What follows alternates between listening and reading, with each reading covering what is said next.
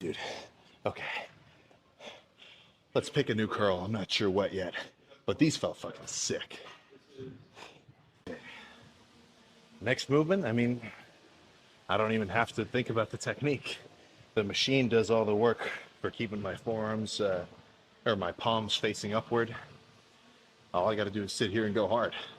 That is one benefit of machines. You don't have to worry about stabilizers. I could still do a couple more assisted reps. So on a machine like this, or tons of machines usually, you can get to a point where you can't do full range of motion, but you can still increase the intensity of the set rather than just ending it right there by getting some partials out. Huge fan of partials at the end of the set. So let's move on to, I know what I'm doing. You'll see in a second. Okay, so that's 9 sets done for back. I'm gonna finish with a set of assisted pull-ups, right? I feel like I can get just a crazy squeeze on them. Way more than compared to like a normal pull-up, even when I'm fresh. The fact that you have to palm up the whole time is gonna mean that it's pretty much getting your bicep all the way through the range of motion. When your wrists are completely turned upward like this, you're getting a lot more bicep activation. I like doing those as well. I think you know that by now, but there's something special about an arm pump. Do some damage to somebody, to some wrongdoer.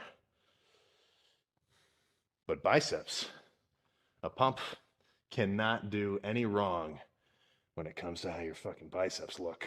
That's a pretty fucking cool number. But 20 inches cold, like if I just wake up in the morning and I flex and around my arm is 20 inches, that's a big ass fucking number. It's a hard-earned number. So I still got room to grow, man. There's only one more pose for chest, fucking most muscular. But enough yapping in here. Let's just go slam the cluster dextrin shake and get in the car.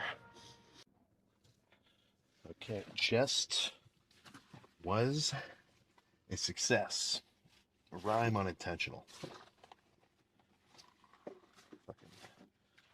Gotta slam the cluster dextrin shake, and then we can get out of here. I'm going a little bit against what I preach, because usually, I'm telling you, fucking straps are a necessity on every fucking pulling movement. But I'm at a little bit of a, not a crossroads, but I got a little hiccup in the training right now because, well, basically these handles are too close, right? So I need to like kind of wrap them around a couple times to make sure I get a full range of motion. Or, well, not even full range of motion, but so I can actually get a good stretch at the top without bottoming out the machine. So I can't really get straps in there, not comfortably at least. So whatever, it's not going to be the end of the world, but I do recommend straps. It's going to help you feel your back way more. Come on, that's basic lifter knowledge. That means you get to get each side of your lats twice the attention, right? Instead of focusing on each at once, you can really squeeze one at a time. I think it helps with muscular imbalances too. And with that, this experimental bicep day is complete. Well, back and bis. So by now the bicep pump is probably kind of deflated a little bit, but let's go check it out anyway, see what we're working with. Whatever, who gives a fuck? So yeah, I mean, that's a fucking whole new movement, whole new vector of growth for the bis, which I didn't know I was slacking off on. But those underhand pull downs, dude, that's a fucking different kind of squeeze that I haven't felt before. So for me, I say this every back day, I don't like pullovers with a rope or like a V-bar or straight bar. Like, I just can't flex it at the bottom, it's hard. So what I do is instead of doing both at once, I'll just do one at a time.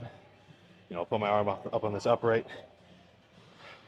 Pretty much feel like I'm trying to sheath a sword into my hip and seriously try to just burn at the lats. So moderate weight, I mean 42 pounds on the cable stack, whatever that means. And then, when I did train abs, probably just every couple of days, I do maybe 10 sets of this heavy. You do fucking bicep curls with a dumbbell, with weight, or with a barbell, or cables, or whatever, right? You're loading the muscle throughout its range of motion. If you're just doing a leg lift or a fucking, crunches, whatever, body weight workouts, You don't fucking work your chest with body weight workouts. You don't work your back with body weight workouts. Why would you approach your abs any differently? So if your abs are, not developed at all, they're just totally flat, whatever. Go-to method is just loaded ab exercises. Sometimes there'll be like a crunch machine. There's one over here. I'm not going to go over to it, but same logic, right? You actually move the weight stack up and down by doing a crunch.